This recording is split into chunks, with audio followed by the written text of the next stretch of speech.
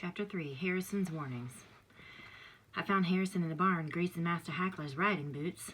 Harrison was the oldest person on Master's farm. He didn't even know his true age, but he said he figured he was close to 70, give or take a handful of years.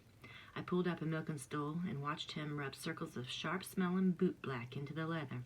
His fingers were so stiff from being old that he always reminded me of wood spindles, and I could hardly keep my eyes from staring at them and thinking about all my fingers turning into pieces of wood someday. Master Hackler told me his boots have been leaking, Harrison said slowly without looking up. So, I'm a-gonna make them good and black. He spit on the boot top to make the grease smooth. Need boot blacker than fancy leather boots of yours, Samuel? Even though he was looking down, I could see a slow grin wrinkling across his face. I ain't got no boots, I said. With my shirt sleeve, I took a quick swipe at drying my eyes. I ain't even got a pair of shoes to wear till November. Well, how you gonna keep those tender brown feet dry then? Harrison slapped his leg and laughed so hard I could see all his missing teeth, which were a lot. I laughed too, even though I wasn't sure what he thought was so downright funny. Then Harrison grew serious and gave me a look. So here you got yourself into some trouble with Master and Miss Catherine again. That true? I studied the hog scraps in the pail. Brown and apple cores, turnip greens, red tops of beets all mixed together. Hogs could eat food right off of white folks' plates, I thought, and then don't have to worry about a thing. Broke a good plate and put Miss Catherine into a fit. That's why you crying them big old tears?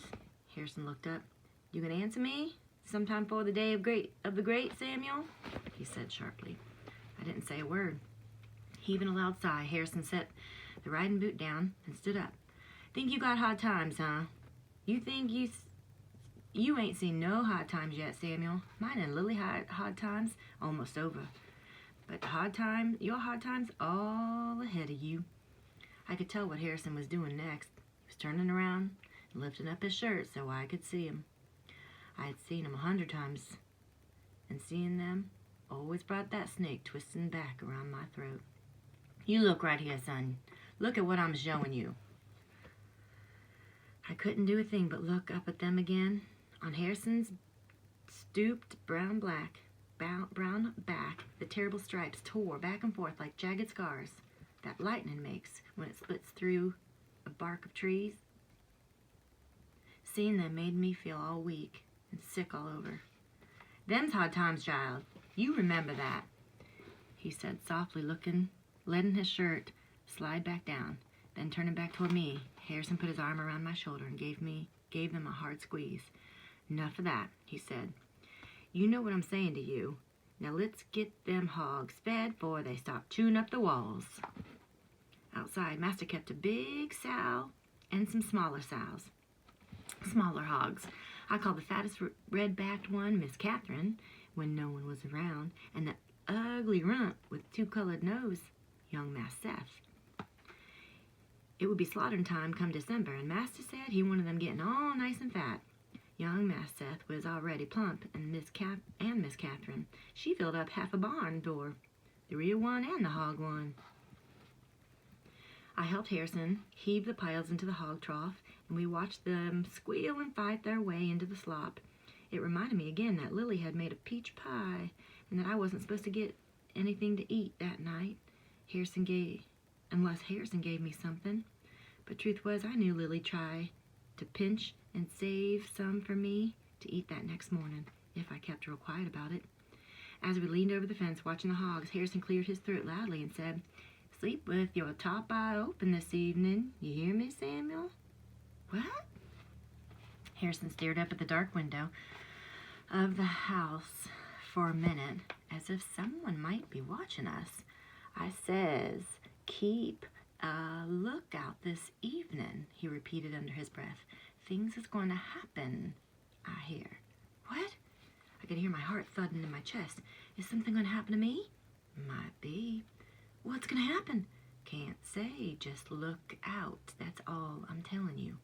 Right then, Master's oldest son, Cassius, came flying out of the house. He was trying to pull on his black frock coat with one sleeve stuck out the wrong direction. Figured he was probably going to take one of Master Hackler's horses down the road to the Eagle Tavern in Blue Ash, Kentucky, where he would drink rum and carry on for half the night. And his hat was already set in the wrong way on his head, I could tell. Gotta saddle a horse up for that one, Harrison said, pointing a thumb toward Cassius. You just look out like I told you. Cassius had almost reached the edge of the yard. You saying look out for something good or bad? I tried to ask while Harrison was moving away. Just look, that's all. Harrison flung a stray turnip into the hog pen. Go on, child. He flapped his hands at me. Go! Tell me, I kept on, my voice rising. They selling someone off? Is that what you heard? Get away from me before you get me in a heap of trouble, Harrison hissed. You do the things you're supposed to be doing. I got my own work to do. So I couldn't do a thing but watch his hunched-over back disappear into the shadowy darkness of the stall, knowing that something was about to happen to us. Chapter 4. Old Master Hackler's Ghost.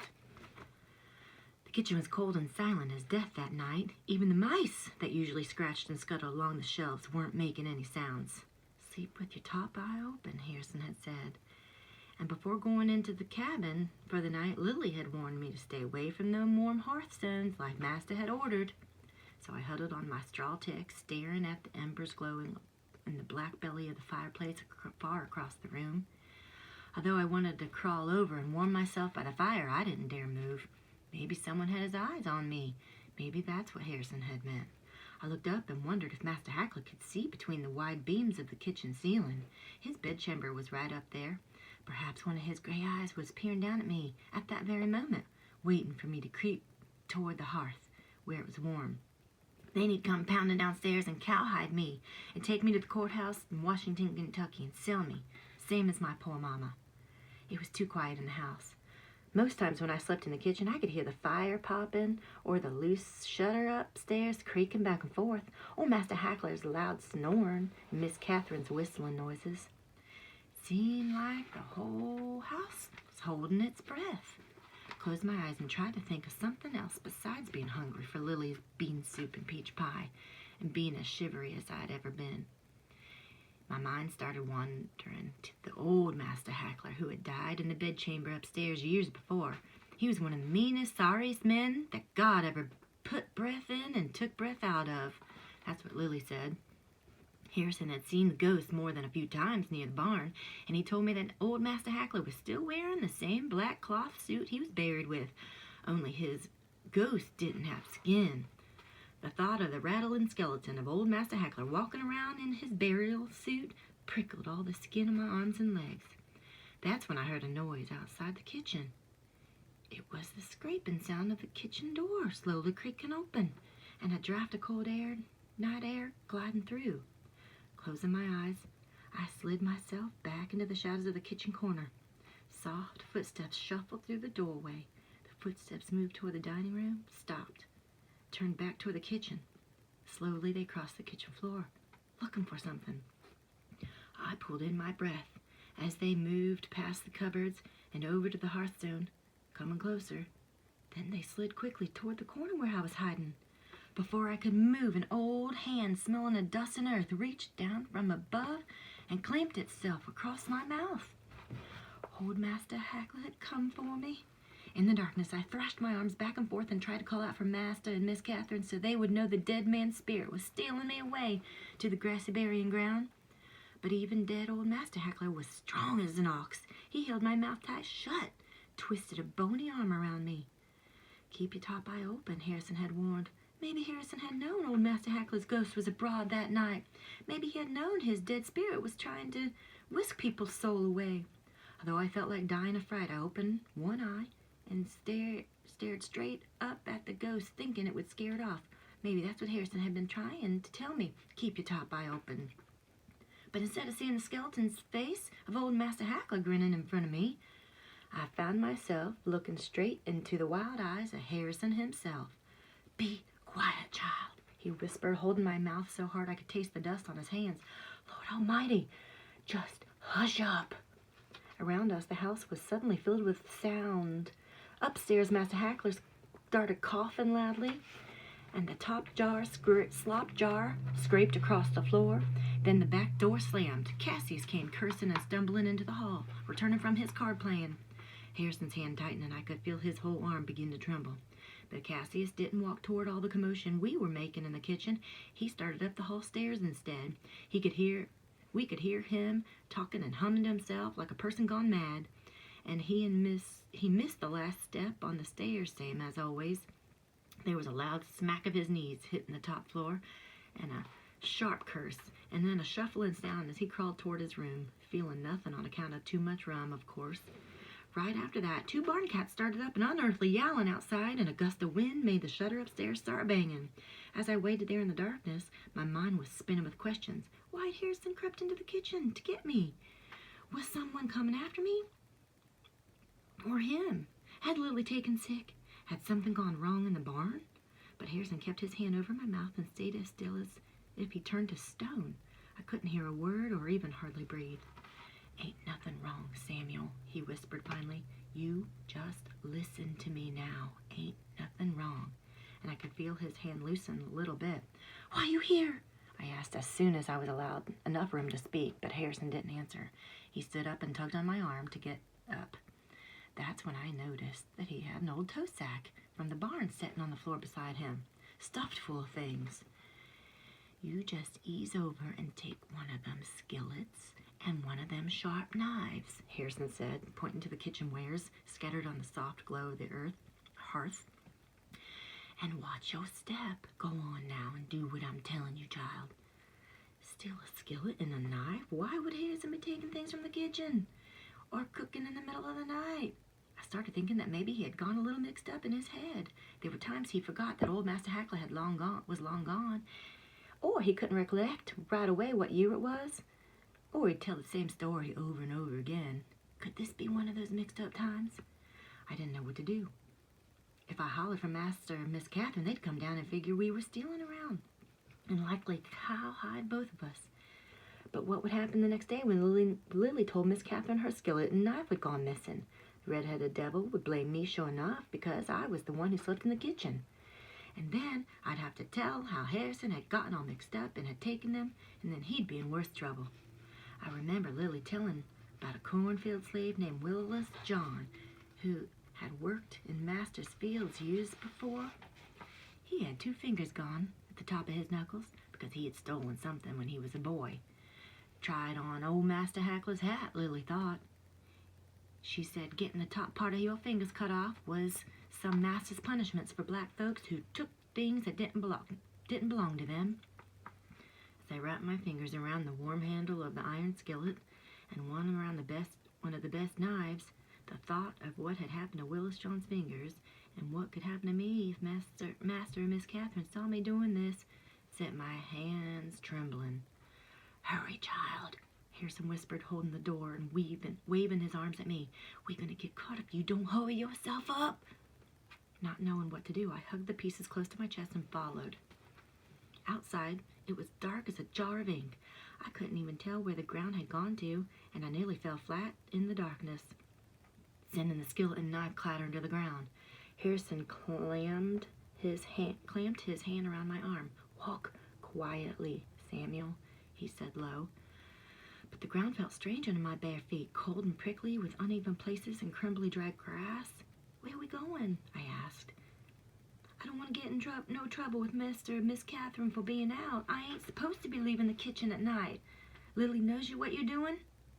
Ain't got time for 100 questions, Harrison hissed, giving my arm a hard squeeze. You just follow my say-so from now on. I got things all figured out. I'd never been out of Master's house that night before, and I wasn't allowed. Even if I had to use the old outhouse that belonged to Lily and Harrison and me, I wasn't to leave the kitchen at night, Miss Catherine said. Of course, it didn't much matter, because I didn't care for the darkness, nohow. Sometimes Lily teased me about being scared of the dark, just to start a good argument when we was doing nothing but shelling peas or cutting up old potatoes. You more afraid of the dark than the daylight is, she'd say. Maybe so, I'd tell her, but human beings are supposed to be daylight people. Ain't that why we sleep at night? That would always make her laugh. Then it sure was a good thing you was born a human being, 'cause if you was an old hoot owl or a tree bat, you'd be in real trouble. But nothing good came out of wandering around in the night. I knew that. As Harrison crouched under the dark window of Master Hackler's house, I could feel those windows watching us, same as Master Hackler's cold gray eyes. I held my breath in as we passed the cracked open back door with Cassius's boots standing on the top shelf. I half expected the boots to come stomping down the steps after us, but they stayed where they were, still and empty. After that, Harrison hurried along the edge of the yard. Between the apples and the peach trees that stood in the dark rows, I'd never seen him move so fast. Even when he got a scolding by Master Hackler for working too slow, Harrison always said that working in the fields sun up to sundown for all those years had worn out his old bones until there was hardly nothing left to stand on. But his bones didn't look worn out to me. He looked as strong as a field hand that Master Hackler brought in every spring and fall. Where was he in such a hurry to get, I wondered. And then just beyond the row of bushes, I heard a low growl of a dog. Me and Harrison froze in our tracks. I knew trouble would find us one way or another. Always does. You just stay where you are. Harrison whispered to me, "Don't make a sound." I watched as he slid his hand real slow into the tow sack and brought out something wrapped in cloth. Smoked meat by the smell. He tossed the piece toward the bushes, and I heard a snap of teeth closing around it. There was an old, whole graveyard full of silence once that piece was gone. Was the dog waiting for us to move? Or was it holding its howling back until we took one more step? I could hear Harrison breathing fast. Then a shadow hobbled towards us, swaying this away and that away as it came closer. "Hallelujah!" Harrison heaved a sigh, watching the dog come around the bushes. By the way it moved, I could tell right away who it was. The only shadow that walked like that was Jake, Master's oldest hunting dog. "Go on home, Jake." Harrison gave the yellow-skinned dog a soft slap on the ribs. "You go on home where yous belong. I don't have no more bones to toss away to you." Not paying us any mind, Jake took his good old time sniffing the whole tow sack and smelling me and Harrison up and down before he sidled away in the direction of the house. Harrison reached into the bundle again. "Suppose this be a good time as any to put on these on our feet, Samuel." He held something toward me. "Keeps the bloodhounds away," he said real low. But I stared at the round onion in his hands as if they were hot coals, straight from the devil himself. This was the first time it even dawned on my head why Harrison had brought the sack stuffed full of things. I figured he had gone mixed up in his head the way he sometimes does, or something had happened in the field. But now I saw why he had warned me to keep my top eye open and why he had crept into the kitchen. The grave walker's shiver went clear through me. Harrison was planning to steal me from Master Hackler and Miss Catherine, and he was going to escape. Truth is, even the thought of going straight to hell didn't scare me as much as the thought of running away.